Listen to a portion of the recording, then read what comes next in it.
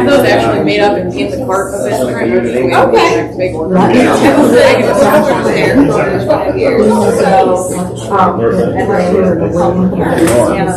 Anymore. Right. Morning, everybody. Figured out that road. Yes. So.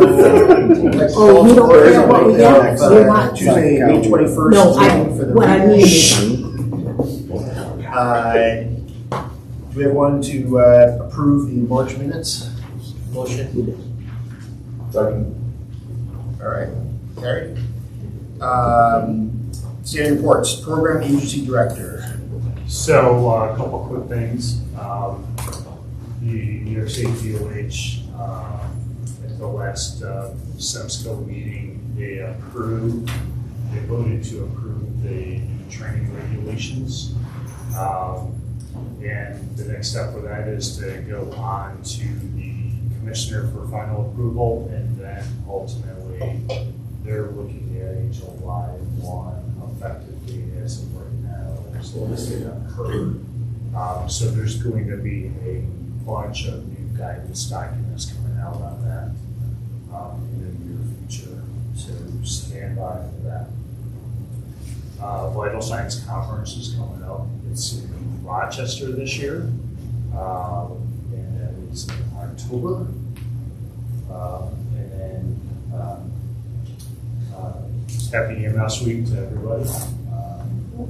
There's a number of hospitals doing some cookouts and so forth for us. I know Newark's got something going on Wednesday during the day. Yeah, tomorrow's a house to bar. I don't really know what time it is, but Thompson is doing a cookout Thursday evening, and that is all I have heard of so far. Cookton just has food, like all like non-perishable stuff, hopefully all week, and then we'll see how long it lasts. I went there yesterday, so just some self-restraint has to be invested. And then finally, the EMS Memorial Service that generally happens during EMS week was moved to September, following the September State Council meeting, because the new memorial pieces that they ordered for the monument were not delivered on time. So unfortunately, they don't have any space for the new honorees. So they had to wait until the new pieces got there. They're adding wings to the tree, essentially. So The Walmart State Day. but it's state contractors. So it's not on Wednesday anymore. So, and then we are going to be, so I'll just kind of do the FLCC here, the course sponsor administrators. We have a summer class coming up July 9th. The concludes around September 19th is the final date. It will be fall under the New York State pilot program that they have out for academy classes.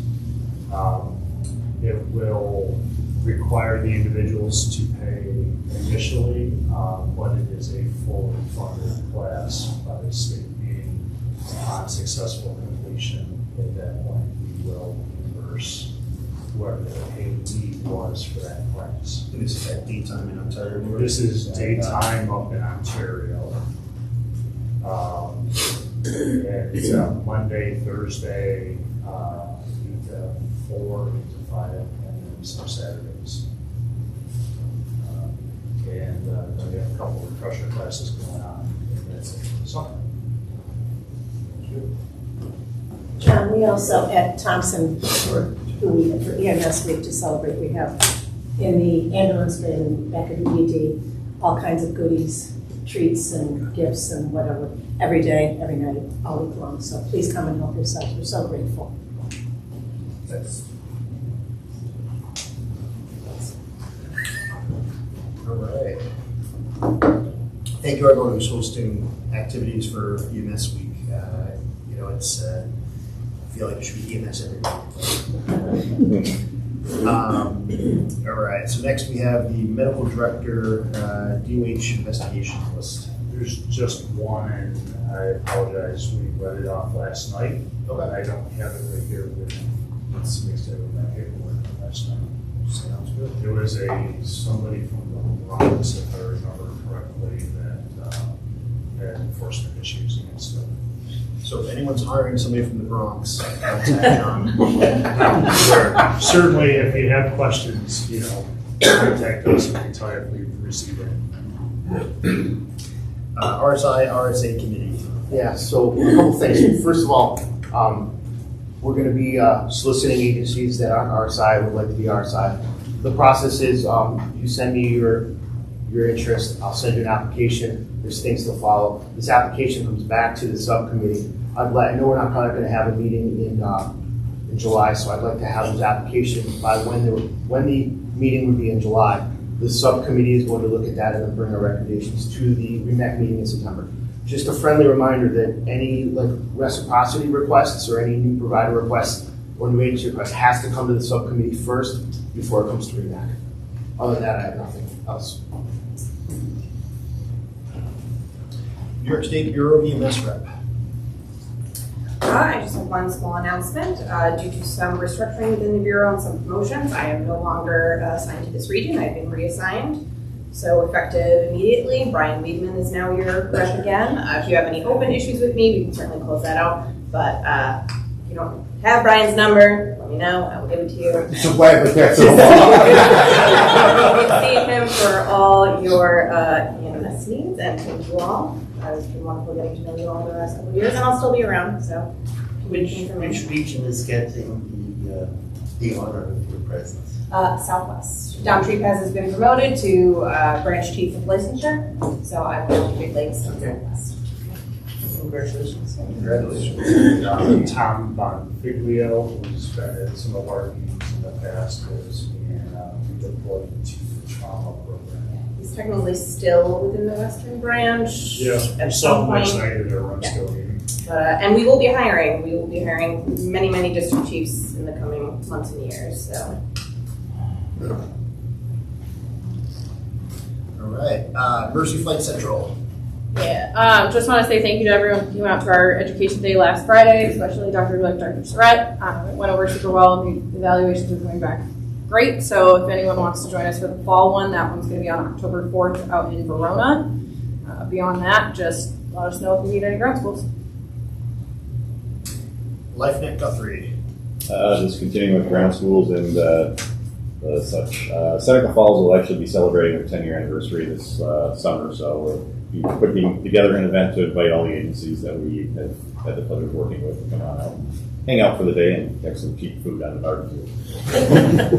10 years already. I remember you guys got that hanger there. Yeah. Ground EMS agencies. Do you want to go one by one, or if anyone has anything open to add? Anything that's... We've been slower than usual, which I guess is a good thing in some aspects. From Wayne County, we were approached by Eastern Wayne, which is the old Savannah, Clyde, Rose, North Rose conglomeration that came together as a single agency. There's an unusual relationship between Clyde, which is Galen, and the rest of the agencies. But ultimately, that agency's CON runs out in November, and they're not planning on renewing it. Clyde or Galen Ambulance, their CON was never rolled into it, and will continue to hold that CON. But we anticipate that Wayne County EMS will also have a CON for that area. Will be taking over primary in that area. So they've notified the DOH that their intent and as well as us and our formulating their plan. just to accommodate that, Wayne County EMS had a bunch of ambulances on order, and they've accelerated getting those ambulances on the road to address the anticipated change in call volume. Any other Borrelia agencies? Anything pertinent? Thompson Health. Clifton Springs Hospital. Yeah, I'll just do that and Newark at the same time. That's okay. Let's see. Newark's about the same volume, but Clifton has been steadily up and uptrending just in terms of volume. There's been intermittent boarding problems with both. From our stroke coordinator at Newark, there was just in terms of review of the data, it seems like we could be calling more strokes in the field. I mean, I'm not in the field. I think that in general, the attitude that was requested to me to express was that, when in doubt, call it pre-hospital, etc. We would rather, at least at Newark, call it off later rather than not having that. I don't know if anybody has any other particular thoughts on that. At Wayne County, we've seen an increased utilization in the mobile stroke, the MSU from Monroe County, certainly towards the western side of the county. Okay. That's in part, I think, that a couple of people that work on the MSU also work in Wayne County, so they're more likely to call the system because they're more familiar with the system. Okay. But we've certainly seen an increased utility of that. It's a big truck with a CAT scan. And we can thrombolyze in the field. And our experience has been positive with that unit. We get good feedback. They're coming into Wayne County. Yeah. We've had several where they've taken patient. They make a decision on. They take them to strong, right? Yeah. Okay. They make a decision, or RGH. They actually they don't differentiate, but I would say that 98% of their destination is back home. Sure. There's been a couple of times where they've come out, evaluated the patient, said it's not a major vessel occlusion and can go to another hospital and not transported. But the majority, when they've been activated, they've called the stroke unit out, it's a CAT scan. And we've got a couple of, just recently we've had a couple of thrombolysis within 15 minutes of arrival of the stroke unit and prior to the arrival at the hospital. So it seems to be working well. It's a very coordinated. It's very expensive. Yeah. It's certainly not cost-effective use of resources, but it's pretty impressive that you get a CAT scan, you get a neurologist consulting, and you get lytics before they ever arrive at the center, and so we've had some very positive outcomes. Cool.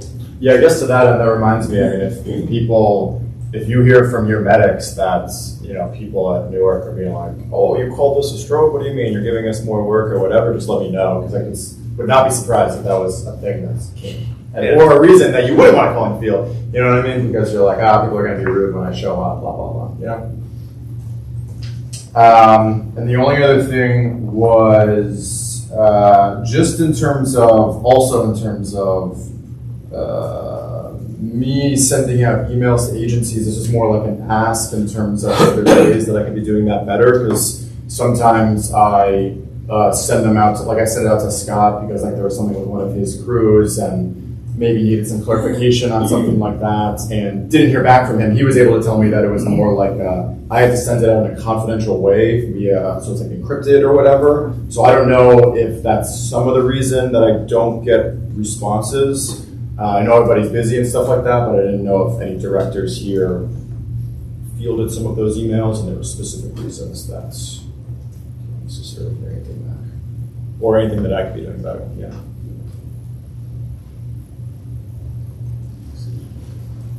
Yeah, the program for Rochester Regional, when it emails outside the system and it's something confidential, you have to go through all these hoops. Yeah, and I forgot my password, and now it's, It makes, yeah, I can understand it being annoying. It makes me encrypt it if I mention patient information, but Scott brought up a good point that I could just say the time at which the crew hits the ER, and then he was saying, at least from his standpoint, that it would be pretty easy for people to look that up as well, so I wouldn't need to say all that stuff, wouldn't need to bust hoops, essentially. Okay, Yeah. cool. All right. Thanks. that's what my You said account's. it's generic, reach out to me at this number. Yeah. Call me, Yeah. All right. My account with Rochester Mutual is long. Yeah, right. Yeah, maybe I'll lose my privileges. That's it. Thanks. All right, Judy General, Soldier Settlers. I'll just expand on the stroke conversation. Dr. Cushman gave a talk at the STAR conference last week and presented a lot of data with Monroe Livingston, and it was an interesting question. You know, what he was bringing up is that it's the strokes that aren't identified, right? Those are the ones you don't know about because there's no integration of the data. And so, you know, those patients that end up coding out primary DRG of stroke or TIA, what they were brought in for, so they were they're doing some data analytics trying to identify which patient population that is. And Cincinnati is very bad at posterior circulation strokes, right? So I think, you know, teasing down if somebody's like, you know, I was fine and I can't walk now, you know, you're not going to say they're positive Cincinnati, but I would recommend calling that in and say, hey, this is possible posterior circulation stroke. You know, so trying to kind of expand outside of Cincinnati. It was an interesting data. We had our stroke survey last week. Similar, the state is collecting a lot of data that is publicly reportable on last known well, you know, was documented in Cincinnati.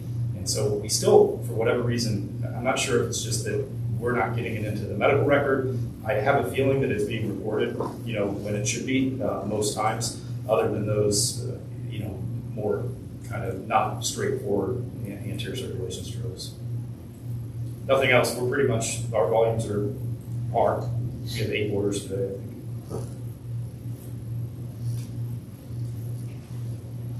Okay, and I think we covered Newark Wayne. Whole business, Western Wayne Ambulance. So Western Wayne, as you remember, we sent out the information the last time around. You didn't get a lot of information.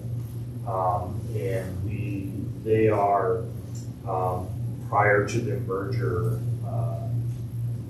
of Western Wayne merged with Walworth, Marion, and Union Hill ambulances back a couple of years ago. Before they did that merger, they had asked to downgrade from ALS to BLS, and now they got everything put back together, and now they're looking to increase their level of service again, back up to the ALS level.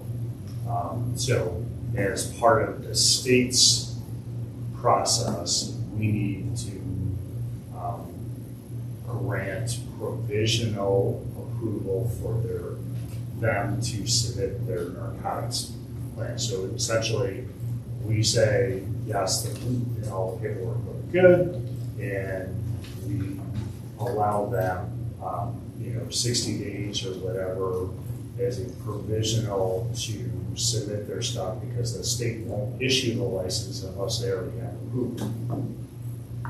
So that's where this process is. I didn't see any of the paperwork. I guess they'll never received it.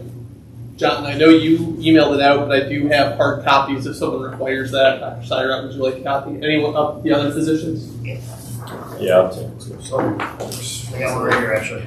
Maybe you can do that. Here. You want it? Yeah, I'd love a copy. I would Here, say. thank you. Sure. Thank you so much.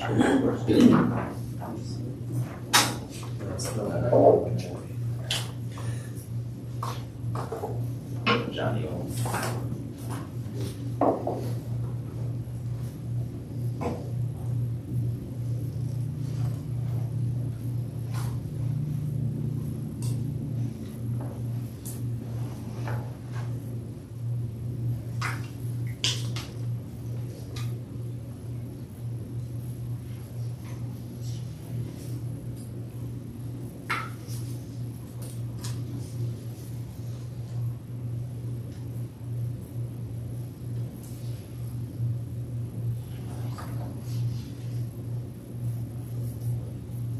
So what are we actually approving? They're, What's the motion, I guess, is the. well, the motion that would need to be made is to grant provisional approval. If you remember, we did this with the Fishers when they went to their ALSFR. The state requires, in order for them to submit their controlled substance program, provisional approvals, meaning this body's reviewed the program and we're giving them permission to submit their controlled substance program to the Bureau of Narcotics for review. So the state level's still got to review everything and make sure everything is intact and meets the standards. And then they'll issue the CS license, which is required for them to become a professional. And does that then come back to us after we've issued the license for final approval, or is this approval? This would be approval for them to go ALS at the end.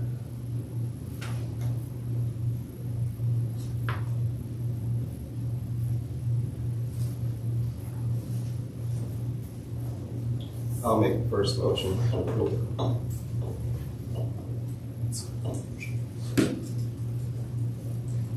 I'll second.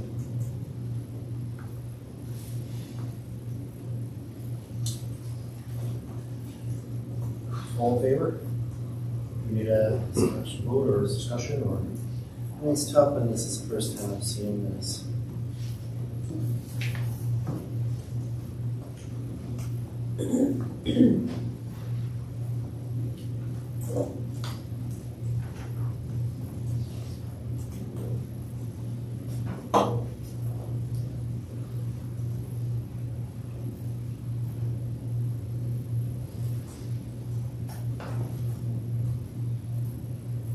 So how many ambulances does Western Maine run?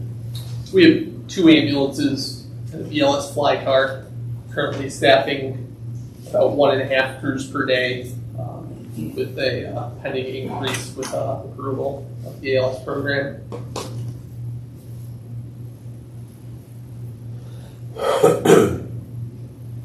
Did you take this controlled substance policy from someone else? No.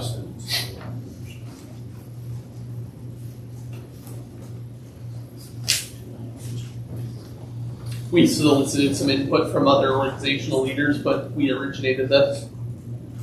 So I'll put the question out to other EMS agencies that have written these before. But on the last page where it says the substock, so it's written as maximums, so maximum 4 vials, maximum 2, maximum 4 vials. So there's no minimum. So technically it could be just an unstocked ambulance, right? So it theoretically could be. We didn't want to guarantee, for example, we're all coming out of a recent ketamine shortage. If I say that my crew has to have 2 vials of ketamine, and otherwise, just because they only have 1 vial that they can't, 1 500 milligram vial that they can't provide an ALS service, doesn't seem appropriate. Yeah, no, so we worked with Dr. Shi to craft that language to permit that. For example, if I don't have 400 micrograms of fentanyl, I could still provide very adequate ALS service with 200 or 300 Sure. if should there be an opiate shortage. So the reason I was posing that way, I didn't know, among the other agencies that have written these, I didn't know if there was a way to write it, to such that, so when there are national shortages of certain medications, usually you get kind of a written approval by the medical director, and those are kind of in extremis situations, like they're just not available.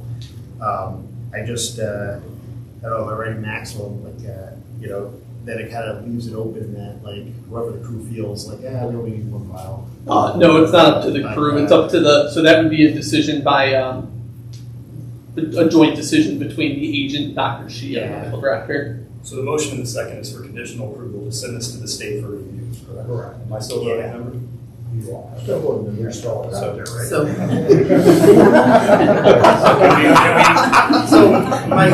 so my question, I wouldn't hold it up on that, I'm just, So Thank my you. recollection for new agencies is they bring a controlled substance policy, they bring a quality assurance policy as well, and both have to be approved by the Remac prior to moving forward.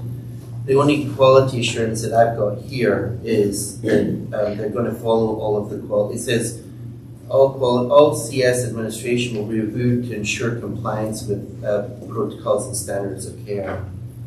But I thought that don't we have a requirement to have a quality assurance plan on file for an agency prior to clearing that agency to practice? Well, there's no written policy, but that certainly has been past precedents. So that's We precedent. brought that up and it was tabled and we did not revisit it again. I believe it, not this agency, not the last agency, the agency before. We requested a QA policy, they did not have one, and it was tabled and it just never got brought up again. They were approved. Sir, I do know. Oh, sorry. So, but I do know the state requires a quality assurance plan. We were only asked to provide our controlled substance plan today. We do have a QA plan, and I believe was provided to the state during our audit. And the new leadership team came in last year, so there's one in place here to do it. Happy to supply that to this board. I personally don't think there's enough here, but I personally don't feel, and I think that the quality assurance, I'm familiar with this agency and my experience with the quality assurance process caused me to leave the agency because I don't think they're following it. So I have reservations. That's just my input in the discussion. I don't. And I wouldn't hold up agencies ebb and flow, with leadership and with, involvement. I wouldn't hold up the agency as a whole, but to everyone, as together, I agree. I believe it says in the Remac guidelines that the control that the Remac has to approve the quality assurance process, right? That's part of the deliverables. Yeah. I guess my next question is, what is the regulatory requirements? I don't. My worry is I don't want to hold. I guess we're having a discussion right now. This I don't want to hold this up and see. I don't know what our next Remac meeting is, and that could potentially. Sorry, yeah, this is until rating now. So, I don't want to have a lapse in I don't want to delay immediately further, but I think It's not required. Pardon? It's not required by the region. The region's got a standard over that, the CQI stuff for narcotics. It goes through the state. Right. So they're asking just basically for approval for their narcotics to go to the state. So that's what he said. He said they were asking for ALS approval, right? Well, they need They a need CS license in order to GALS. But then when I asked when you get it, will it come back to the Remac for review of the ALS agency? He said, go ahead. It has never come back to the region for additional review at that point. It's implied that when the state issues a controlled substance license, that the said agency is already an ALS agency. I don't think it's not a regulatory requirement that we're supposed to be checking on. I think just the presence of a CQI plan, and that, quality plan, So if they can put one on file with us, that would be. I think it would be probably good to have it just to submit to kind of, have for discussion. But I don't think as regular, I think we would go by regulation, so if they have submitted what's necessary to pass to the next step, my opinion, I think we should pass it to the next step. I don't, I've reviewed many of these before with other agencies, each agency's involved with, and they all look pretty standard, to be honest. My only thought was about that maximum stock of substock. But again, I more just for discussion. I don't think that that's a problem per se. I think any agency that has CS is going to keep their trucks stocked appropriately. So So do we need a vote on it too? So we got a first by We have AJ, a second by a motion. Do we have a, And now it requires the 5 of you to vote. Has to be unanimous. No, it's over here. majority? Just So you said you have the CQI thing like ready to go? We do, sir. We currently perform 100% QA. Well, can we vote, like, I mean, I don't want to delay it, but like, until the meeting, can you vote via email? Like, can they just be sent out real quick and then? Instead of requiring Just- to have a CQI plan on file. Oh, sorry, I mean, yeah, I was just trying to make everybody happy. But, okay. I If it's not a requirement, then yeah, I'll just say. I'm happy in to favor. send it out post-meeting to you guys. Okay, maybe a good middle ground. Again, for a second. So I know that you guys have a QA policy, because I do remember reviewing it. But your QA should be specifically for the narcotics. It shouldn't just be like your general QA plan. You should have something separate for the narcotics. Do you have a separate QA plan? We do. It's incorporated because we do have 100% QA, and there's a remediation process. So we do have that in good faith. After the vote, we would be willing to share that with the Remac in good faith, recognizing it's not a regulatory requirement at the Remac.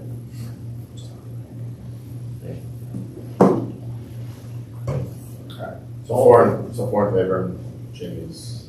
So I'm an aye. Yeah, aye. I abstain based on prior experience with the agency. All right. New OSHA requirement.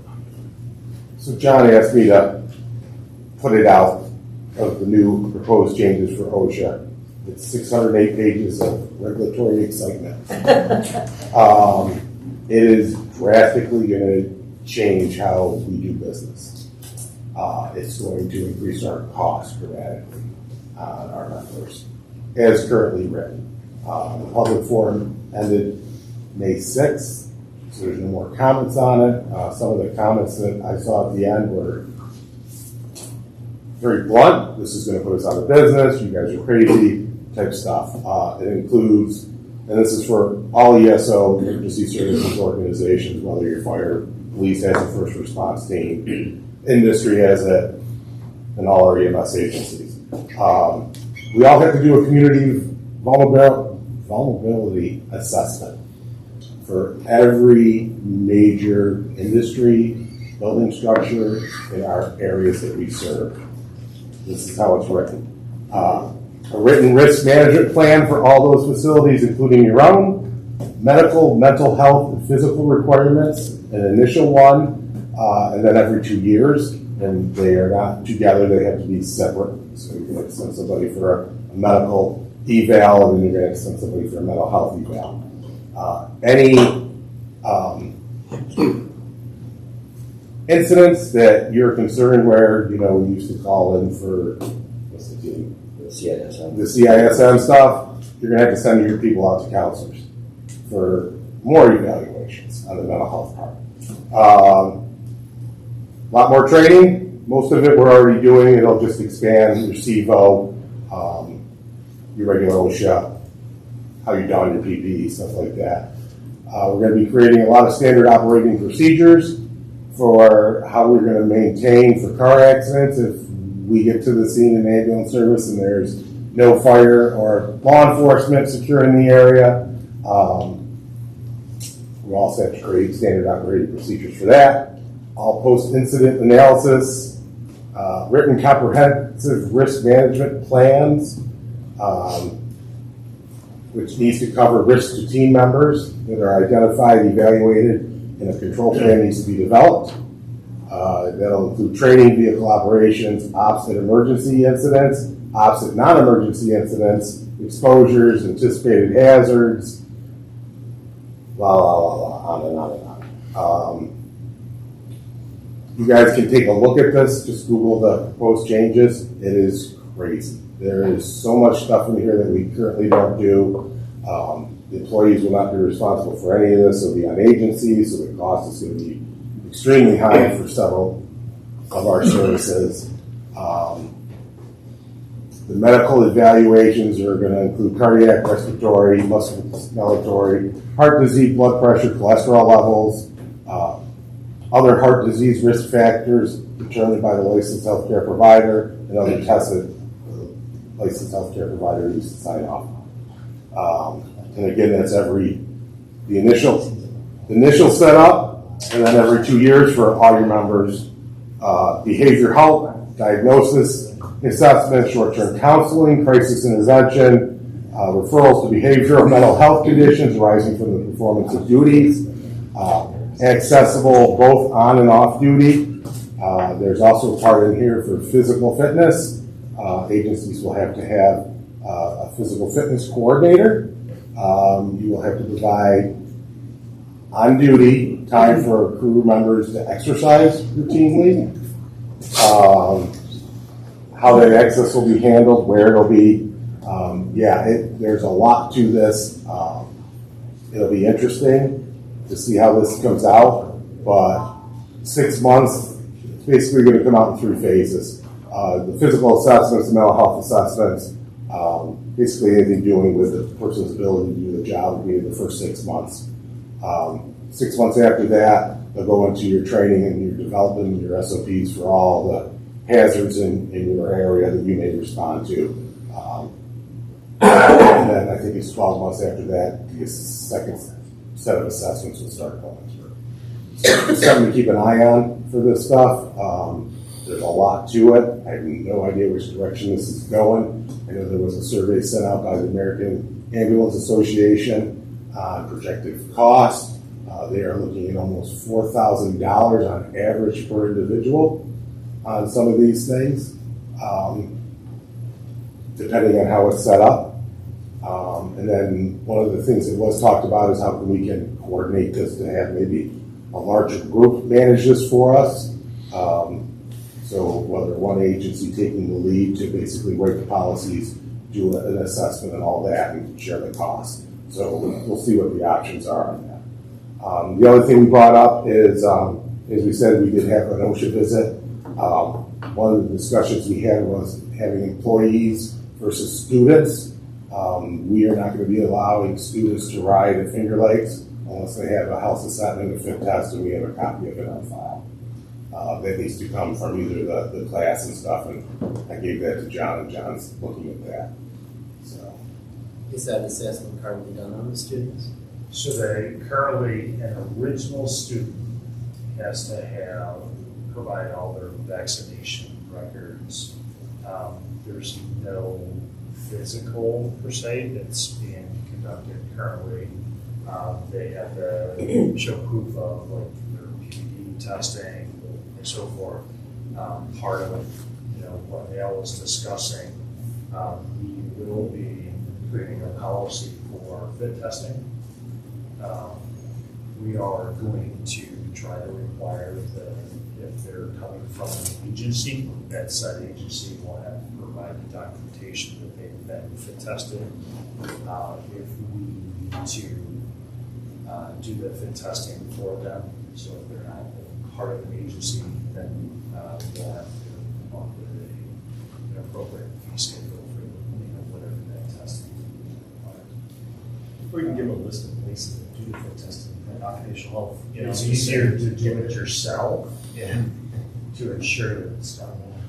So for years, agencies have wanted to put like small gyms and stuff, even treadmills in their, the quarters, and the question's always been liability, and injuries occurring on job, and so now it's mandated.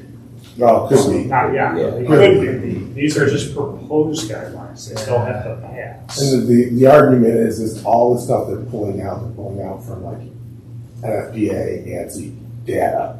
So injuries that have already occurred, mental health, providers going to seek mental health guidelines and stuff. So they got a lot of statistics backing this. So I'm hoping there's going to be some compromise there to figure this out. So it's not official. It's not official. No. Not currently. Not currently. Is anyone pushing back on, or that has power? A lot are. The problem is most of the smaller agencies don't get aware of this stuff. It's not talked about like in communities like this unless somebody's going to these meetings. And This is legislation that's being proposed? Well, yeah, it's going to go through as an OSHA. Basically, they're going to redo the fire brigade standard, I think it was, originally created in the 70s, 1970, I think it was. They're going to update it. A lot of larger agencies already are under a lot of the changes. And they're trying to introduce a continuum of healthcare where the standards are the same throughout. So, agencies that can afford it can certainly do it, but it does put a financial pressure on, your smaller one ambulance, 4 members agency to have this ridiculously large plan. But they are attempting to standardize it across the continuum of Yeah, healthcare. that system that's already stressed and, And if you're one paramedic that works part-time at like 3 agencies, that's 3 agencies that are gonna estimate $4,000 per, so that's like a $12,000, paramedic. well, they should just carry whatever documentation. That's what I wonder. As long as everybody's using the same equipment and the same outlines, it's not a problem. Right, the fit testing would be different. Okay. And you said the comment period is closed, so Yeah, it closed. doesn't matter if we, We did it in May, it's like on the last meeting. all right. New business, North Seneca ambulance. Sorry. So, Dr. Surratt talked about the our side reciprocity. Yeah, I think Mike kind of mentioned that it really should go through the RSI committee. I know that one member that's actively practicing at North Seneca requested reciprocity for RSI. Traditionally, it's given to people with experience at RSI, so flight medics or flight medics under an active, constant program of education and ongoing education. The provider asking for reciprocity from North Seneca has never actually done an RSI. So it's tough to use prior experience as a clearance in our system. I did look into the program at the agency he's coming from, which I think is SAVES or MAVES. MAVES or SAVES. It's what they're kind of together. He actually teaches the RSI course there. Although he's never done an RSI, and he did not complete the Onondaga RSI course because he felt that it wasn't a good course. Ultimately, there's no basis for experience reciprocity. So, I mean, this was just the discussions with myself and Mike and John as well. But, based on prior clearances, I don't think he meets the criteria for reciprocity. I can clear someone that's never done an RSI based on the basis of being an experienced RSI provider. Or a very experienced RSI provider by not doing RSI. What's that? I mean, they don't see enough calls out there. Maybe he knows it's not a good idea to RSI a patient, just to RSI a patient. Yeah, I think MAVES and SAVES is a different organization. They do a lot of interfacility, and there's just a different vibe to it. They don't do any interfacility. They're small. MAVES? No, they're doing SEQ now. Oh, Started SEQ several months ago. Yeah. Started during COVID for the state. Oh, okay. But I agree with their call volume, 750 calls a year, they're not going to get a lot of exposure. So I think based on that, I wouldn't. Well, I have not discussed it with the committee because it never came to the committee. I think that my personal recommendation as the physician chair of the committee would be not to offer reciprocity. Yeah, I agree. Are we gonna hold an RSI committee meeting to bring this stuff up in the future? Because I haven't seen one in over a year. That's why I brought it to Remac, because when we brought the reciprocity at the last Remac, I hadn't seen an email about that one. So I thought the reciprocity was coming to Remac at this time. No, it still comes to the committee. We haven't had a meeting, there hasn't been, I haven't received anything from anybody, but I will send something out and we'll just reiterate what the procedure is. Which is fine, and that I know there's going to be at least 5 agencies that are included. Okay, because I wasn't trying to circumvent the committee. I just haven't seen anything since March of 23 or earlier than that. So I was following past practice from the last Remax meeting when we brought up Brian Moore.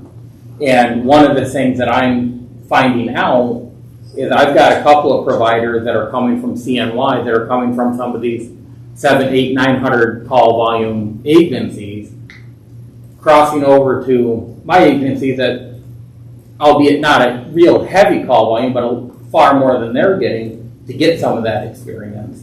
And I'm having a hard time figuring out how to bridge that gap and allow them to get them training and experience while at my agency. And this was how I figured I'd start with the first step for it. I think this is always going to be a problem, to be honest. Because each region is basically given the task of teaching RSI. There's no the state says basically each region has to have a program where they teach RSI, and each region teaches differently. Each region has a different length to the course. Each provider, each course that's held is going to be slightly different. It's just an essence of it. So I don't see this, and I'm not putting this on anyone here, but I don't see this ever really, until it changes form, I don't see it really getting easier, because we're always going to be posed, the same way, Millrams, is very cautious about our program, and vice versa. It's always going to be, I don't mean to be pessimist, but it's always going to be a problem. But I think it'd be a reasonable thing you're a member, you're personally a member of the RSI subcommittee, so just call Mike and get a meeting. It's an ad hoc committee. You feel there's an issue to discuss involving RSI, just get a group together and we'll sit down and hash it out, and then come back with thoughts and recommendations to the Remac. Absolutely. Because I know we have reached out, and Doug has come out many times. One of the things that's getting harder to do, and I think we can all agree with this, is in-person training. It's kind of going by the wayside, and it started back when we started online CMEs and accepting a lot of that, and COVID made it worse. But we're not seeing a lot of hands-on training, and skills like RSI, surgical airways and stuff is what's going to suffer the most when we don't have that hands-on training. The paramedic program's having a harder and harder time just getting people into the OR. We had to remove clinical practice time completely from the ABMP program, and I think the RSI committee and skills like that are where we need to really reinforce that and keep those skills and practices up. And if we can assist other regions, because let's be honest, getting standardized across the board might mean that an agency like North Seneca that kind of rides that border can be utilized, as well as Finger Lakes, because they're not too much further either. Help some of these providers from low volume agencies or an area that, let's be honest, CMY's only had RSI for 2 years now. Since No. has it been longer than that? Oh, yeah. I've been doing it for 2011. Oh, okay. 14. I was doing it at 13. But I know they don't have as, or at least from what I've heard from all my providers that are coming from CNY, their program isn't as robust or consistent as ours has been. So I would like us to be more active with some of those providers and those agencies. So two things. So John, one of the things I don't think you'll ever see a standardization of RSI. I think that you brought up Melrams, but Melrams will never standardize with us. They'll never standardize, I don't believe, with anybody else. What you can do is, if you have a copy of that on the docket county, supplement that with the medical director, supplement that with the committee. If you're saying OR time is getting harder for EMTs, cadaver lab time is going to be hard for RSI. You try the best, pick tricks and all that, but with your medical director, take that on a docket program, supplement it, and then bring it to the committee and say, look, these guys took the on a docket class. My medical director's done this, and this.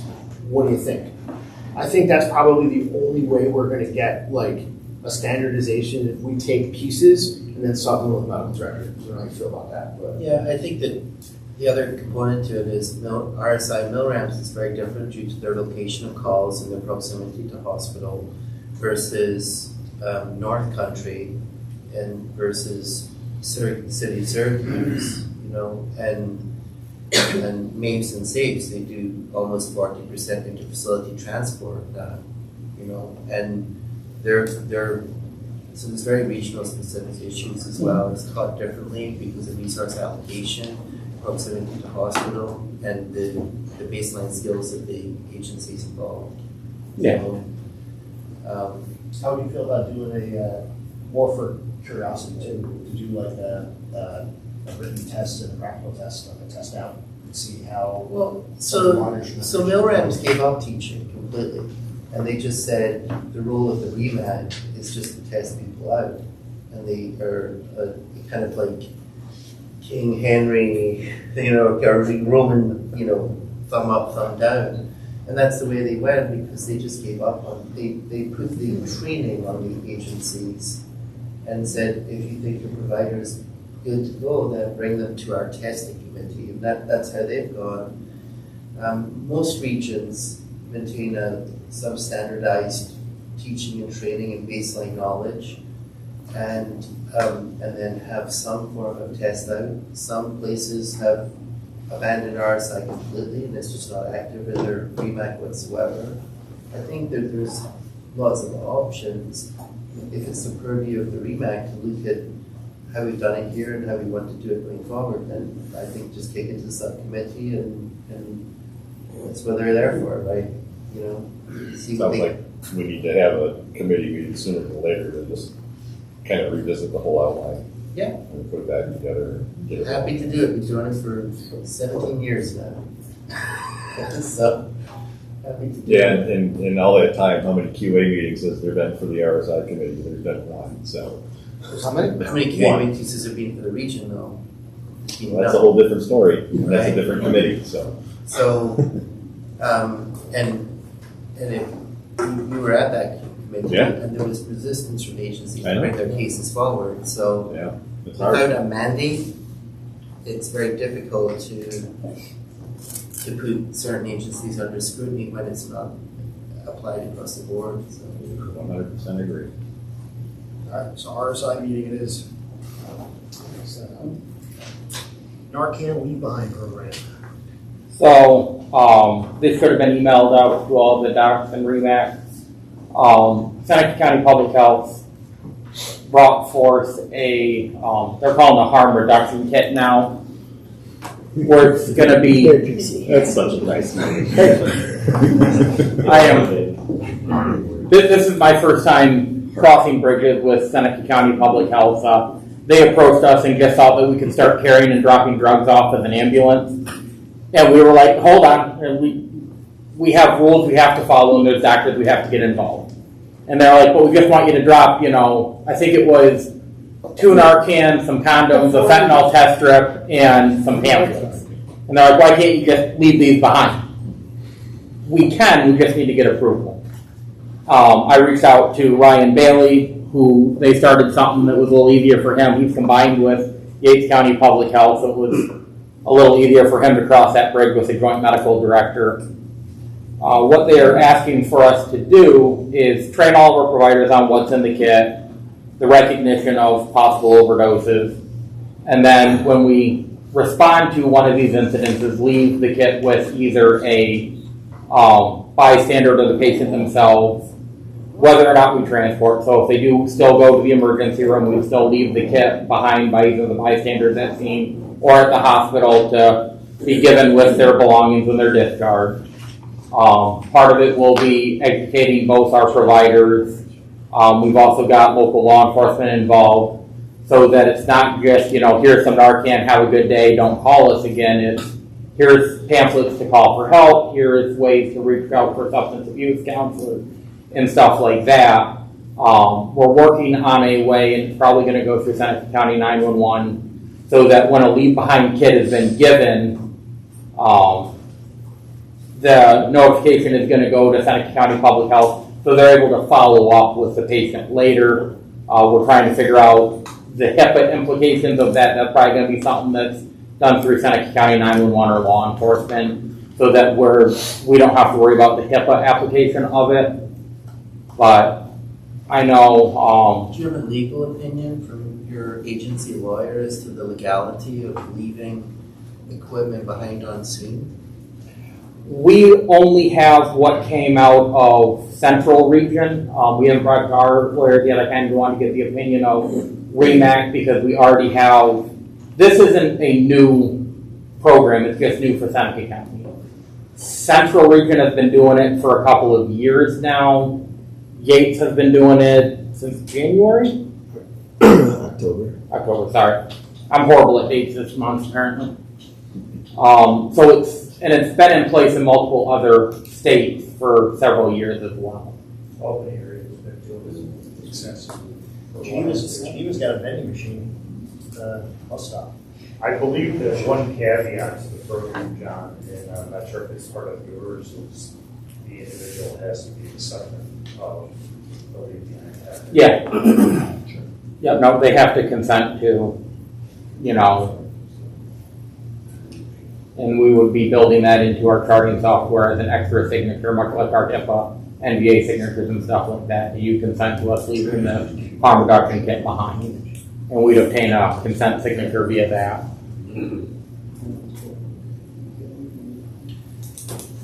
So fundamentally, I like the idea of accessible Narcan.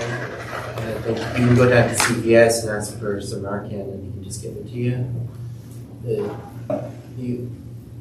The concerns that I have is that I just want the medics protected from liability, and I want the training program to be clear and concise so that it's not just a case of here's a box of stuff, give it out, because next up is you've got a kid with a fever, do you leave them Tylenol when their parents don't want them transported to the hospital, or to become a vending machine on wheels? And so I think there's lots of issues with that. I think fundamentally, if the program is done in other places, then that information should be available in the training program. I would not obligate agencies to do it. I think it's a partnership between your agency and your county health department, and I would be very clear that any liability should be clearly attributed to the county health department, and the ambulance agency involved is merely acting as an agent of that county. My experience of counties is they are lawyered up like you wouldn't believe, and they like to give liability to other places, so they don't have to take it themselves. But as long as it's solid, I would support it as a voluntary program for agencies, but certainly not a mandate. Yeah, and ours is, some of the key points of the training is this is not to factor into your decision to transport this patient, right? We are not using this as a way to not transport overdoses. We were still going to be first and foremost advocating transport for evaluation at the emergency department. 2, this is not going to be compulsory. We're not going to be forcing these kits on anyone, hence the consent form. And 3, this is done through Seneca County Public Health. It's going to be labeled as such. They're going to know that in the consent form. And we are just acting as an assistant, as the person that is actually on the scenes of the overdoses to recognize it and get it distributed more effectively than, say, a public health worker would be able to. But just like any other optional program in EMS, there has to be a clear training program, has to be signed off by the medical director and approved by the Remac. So, I think that it sounds like 1.5 of those things is already in existence and out there, and then I think that when it becomes a state versus one EMS state, county health, then those things are easy to pass. But I think you just got to get your ducks in a row to protect your medics. Fundamentally, I support the thought process and the goals. You just got to make sure that each step. I don't want a paramedic to be accused of prescribing medicine without a license, essentially. Which would be because when you go to CVS, you're screened by a pharmacist who's a licensed provider that issues the medication based on a prescription issued by the pharmacist. That's the technicality behind it. That safety net doesn't exist for paramedics. So I've just looked into the legalities of it and make sure we have a ledger saying that there's no exposure to the medics. Yeah, and that's why we went through Dr. Talbot as our agency medical director, and AJ, who's going to be coming on as a co-medical director, will also be looped into this surprise. Because just like the accident we administer, Dr. Calvert's writing the prescription, right? It's via protocol. And that's the same thing with why So he he's needs to. writing the Narcan prescriptions for the agency? Well, he's gonna be signing off on the policy. The kits are being provided Yeah. by the public health departments. Yeah. So, Okay. So one thing I see, is you go to the pharmacist. So I think it's a great idea, and I support it, and find a way to make it work.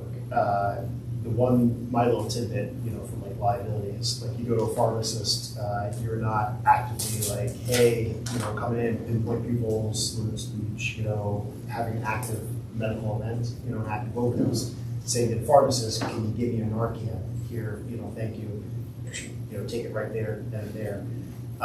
Versus when an ambulance comes to your home, for overdose, you're having an active medical event, right? You're there as a provider, you're providing assessment, treatment, and then comes the, I'm going to leave this behind. I would recommend the policy come up with that you guys finish out the call, clear the call, get that sign off, that refusal, that I don't want to go to the hospital, and then as an afterthought, hey, listen, if this ever happens again, here's a kit from the Department of Health. If you have any questions, talk with them. Because there's also apartment counseling, right? So are you going to be telling them, if they have questions about the Narcan now, you're going to be providing teaching. So, how do I do this? How much do I give? When do I give a second dose? These are all things that but there's a difference between you knowing how to give a med versus being authorized to give counseling to a patient on how to give a self-administered med. If you give it to them, let's say I go to AJ's home and he overdosed, and I say, now you're woken up, and you sit and talk to the family, hey, listen, we have a kit we're going to leave behind for you. If this happens again, and he says, oh, thank you, okay, I feel safe, I feel good. Okay, before we go, I need you to sign off here to say that you don't want to go to the hospital, right? So now it looks like I came up with a plan for him that I woke him up with Narcan, and I'm going to leave him a med in case this happens again. And that was part of my thinking, that leaving this kit was part of my plan for him. And then he signs off. So now you're responsible for whether he takes it, how he takes it, how much he takes, and at least it opens it up, right? Mm-hmm. Versus he already established that he does not want to, he's awake, he's already he understands the risks and benefits of going to the hospital. He decided he does not want to go.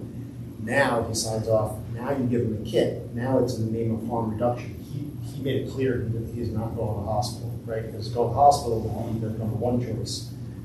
Because more than half of these people that get woken up with Narcan come back, needed the second dose of Narcan. So you see where I'm going with that? Oh, yeah. One is still part of your active treatment plan for this patient. And the second is, hey, as an extension of Seneca County Department of Health, we're not involved in this, but we're going to leave you this kit. Yeah, and again, this is why I wanted to bring this to this committee, right? I didn't want to just start carrying the kits and be like, oh, hey, as an afterthought, let's worry about the legality of this or the best practice for this. Is it better to associate when you're giving it, do you think? Because I'm just trying to compare it to when someone leaves AMA for me, but I also prescribe medicine, so maybe that's different. Because say it again? You're licensed. Okay, all right. Yeah. Well, you see something in the ER, right? And you prescribe Narcan to every patient you send out after a narcotic overdose from the hospital? Do I? Yeah. I probably forget sometimes, especially now that it's available over the counter. There's like the stigma with that, etc. Personally, I would love to have it like in the ER so we can just give it to them, kind of like an EpiPen, etc. Which is why a program like this is good. But to elaborate, I'm like, if I want to admit somebody for IV antibiotics, but they're like, nah, I want to go, they have capacity or whatever, I'm also at the same time be like, I'm still going to like try for you. I'm going to prescribe you oral antibiotics. You know what I mean? Well, but I guess I'm a prescriber. My thing is I don't want it to be, so I would worry for the providers. Sure, that somebody could come back and say, that was part of your decision making, that you decided they didn't need to go to the hospital, so you gave them the Narcan. Then they felt more assured that they shouldn't go to the hospital. Then they felt comfortable signing off because, you used it as leverage to sign off. Yeah, the paramedic. We don't have to take you to the hospital. We're going to leave this box instead. Yeah. Oh, I felt that I could. But that is an option for them, right? We can't legislate for that. Okay, all right, sorry. It's too much semantics. That's the problem with public health doing this in EMS. Okay. So if this would have came down through BEMS, they put a policy out, this wouldn't be an issue. But any agency in here works off of our medical director's prescriptions. So we still need a prescription to purchase Narcan, where public health is just giving it out. There's nothing stopping public health going to the Department of Health EMS and saying, we want to do this as a state thing. Sure. Just backdooring it into EMS practice. Okay. And so, I mean, I understand it. It's a fundamentally positive idea. Sure, it's just making sure that it would be easier if they went to the Department of Health and saying, we want to leave a statewide leave behind Narcan policy for your medics and just put it in practice. That would be easier, but they know that's a much heavier lift. Right, okay, understood. And otherwise, he's taking on the liability. Definitely want to talk to your attorney about that. Yeah. So the big issue is liability. There is no protocol for it in EMS practice, so technically if you're doing something that isn't legislated in the protocols, you shouldn't be doing it. I handle the meeting too. I gotta bring my son to get his braces. Last one, I guess, is Pulsera. So I sent out the information with the meeting thing. What was the ask? Well, the ask was just review. It's a program that is being done by many regions surrounding us, whereas it can notify hospital systems of incoming patients, whether it be It's an electronic notification system where they get on their phone, they type in 57-year-old with chest pain, arriving in 5 minutes, they hit a button and it makes a funny noise at the emergency room, and they have a cell phone, they look at it and they get that information. Right. So it's electronic transfer. Right, it's a tool that could potentially, you can provide additional information potentially. It's free. Like I said, many regions, Federal Livingston is looking at it. Cuyahoga uses it. Yeah, the whole central New York, Albany area, North Country area, they're all using this system. So look at the paperwork, the stuff that I sent out.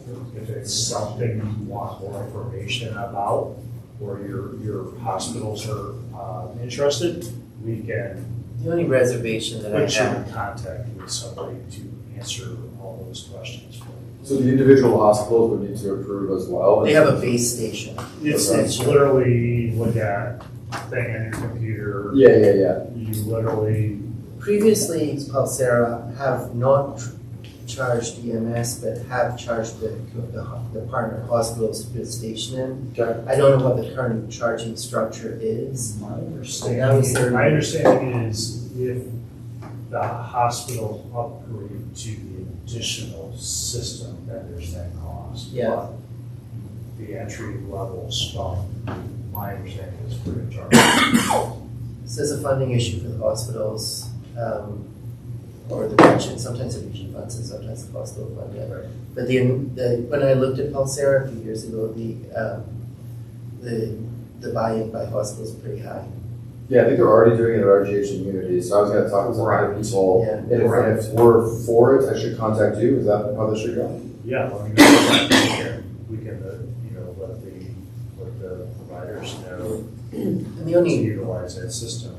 Maybe come up, have a little subgroup of this. The only thing that I would say is that I remember a fairly long time ago, we had a discussion because we were getting company after company coming That's to why I Remac. did it the way I did. Yeah, and we agreed the agreement by Remac at the time, of which I think I may be the only still remembering person that voted in that, was that it's not the role of the Remac to approve specific devices or programs.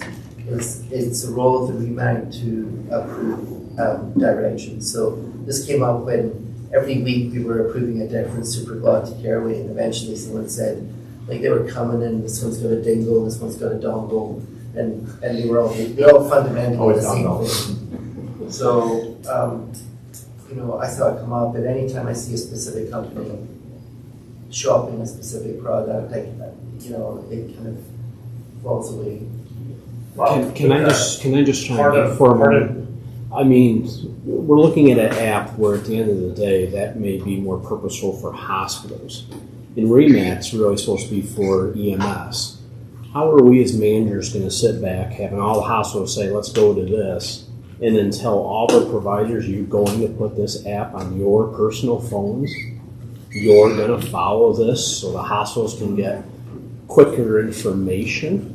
I mean, it sounds great for a hospital meeting, but for EMS agencies, I mean, what manager's going to sit here and dictate what you're going to put on your phone? Would you like that if I told the doctors what you're putting on your phone?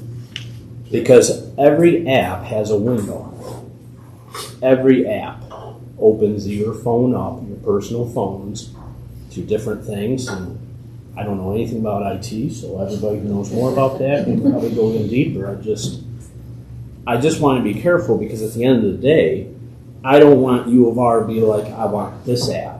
And I don't want Rochester Regional suddenly say, I want this app.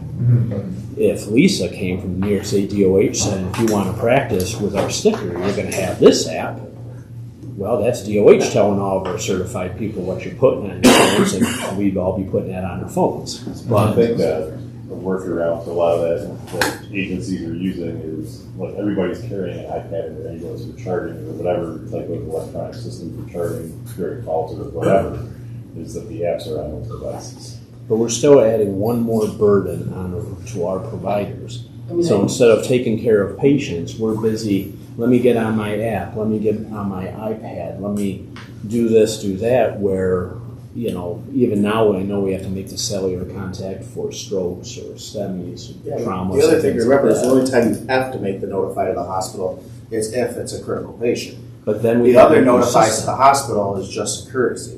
But then we have inconsistencies, and then And now we fundamentally, frustrate the that's the question. hospitals. Really, the question is, do we want medics notifying hospitals? It's just Yes, a courtesy no. unless it's a critical, STEMI and stroke, everything else. Everything else is just a My courtesy. experience in the emergency room is it actually is more busy work. It doesn't help.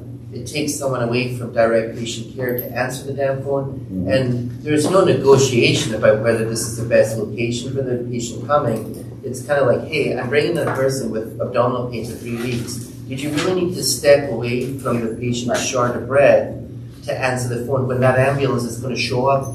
And the number of calls that we get 1 minute out, 2 minutes out, because people are like, oh shit, I didn't call the hospital. Right. And, and in fact, yesterday I was working in the ER and they Pulsera from the parking lot and said, we're coming in now, actually in their text. Because they had to do it. Right. But you're already on the threshold. You have technically arrived to the hospital when you parked in our parking lot. You beeped up and you're like, beep, beep, beep, beep. Oh, shoot, Pulsera. Hey, we're coming in now with a 34-year-old that doesn't have anything wrong. I mean, it's a separate issue in terms of whether courtesy calls are worth it or not, right? It's the Right. first issue in terms of Pulsera. I think you bring about a good point.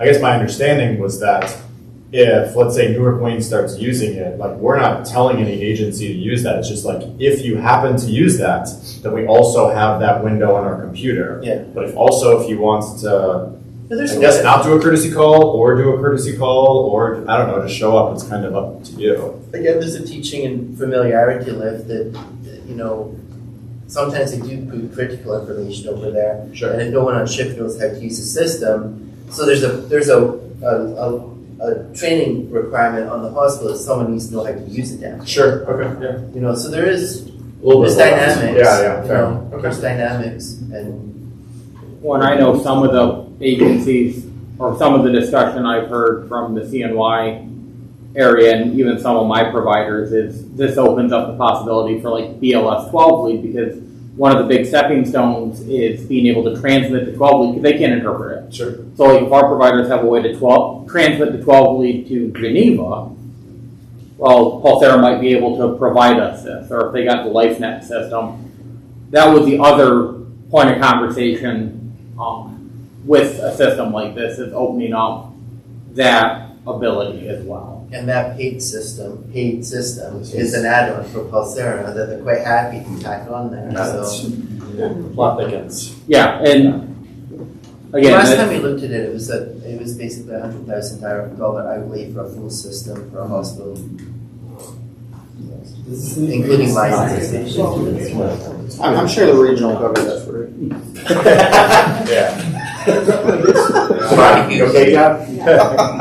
If what I would add, coming from the state of New Jersey, is I'll say not having those crazy calls. I can tell you, we've done studies, and just showing up, I'd be honest with you, was a far bigger nightmare. In my understanding, not from Pulsera, but from another system that Robert Wood was looking at, is standardization of reports. So you can dictate the report to the app and then send.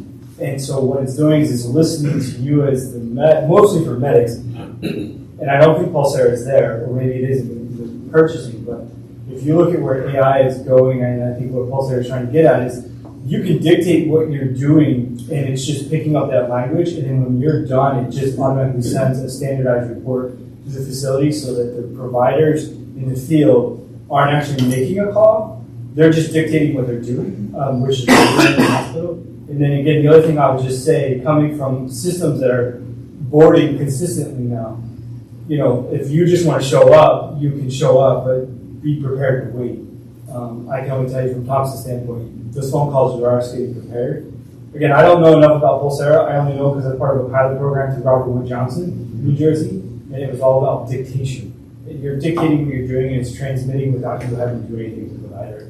But I would argue that a BLS call coming in with like this lines, there's no preparation going on at Thompson for that patient. They're not saying, they're kind of like, okay, it's run of the mill, it's in the mix. Triage to triage, or triage to waiting room, right? And even at Thompson, we still have to stand there and triage the patient when we get there, so. Yeah, but I'm just saying, it's just, I think, I wouldn't shelf it just yet, because given where AI and talk to text is going, I don't think you should shelf it yet. I think it's something you should keep an eye on. I think in a hospital, it'd be nice to just look at the screen and say, holy shit, I got 5 ambulances coming in the next 10 minutes. Or 3 ambulances coming in. I like the old soap notes. I wish we had telemetry the way we used to, because I think it would help our providers a hell of a lot in their documentation. But, 14-year-old male patient, broken arm. I mean, So the final thing that I just want to throw out there, traditionally July, we take the summer off for individuals. Thoughts? Do you still want to have a meeting in July? Or, because if you do, it would be July 16th, or do you want to take the summer off and come back in September? I make a motion that you guys pay for a picnic. Technically, we are on Wednesday night. In July. Yeah. Happy Mother's Day. Happy birthday. We'll pay for it. Come on out and send it. We'll give you some hot dogs. So we want to leave it, or make a motion to adjourn that meeting in July? That's a. Or save the date if anything critical comes up that we need to address. We can. We've also previously had convene the meeting. or remotely as well. We could also. Well, that's the public health thing. Open meeting law, we can't necessarily do it remotely. So, I mean, you could make a deadline by which you need to submit any urgent matters to John, and then if none arise, then no meeting, but if there are some, then meeting. Cancel the meeting. Can't vote electronically. You can't vote electronically. You have Pulsera, I think. But yeah, that sounds fine to me. I don't know, whatever deadline you want to set. So why don't we say if there's no critical information submitted to you by June 15th, that's a month before, and cancel the meeting? That's fine. That gives us enough time. There's no objections to that motion second. Yeah. Third. Yes. Yes. All right. Good. Any other new business? Motion to adjourn? Second. No objection.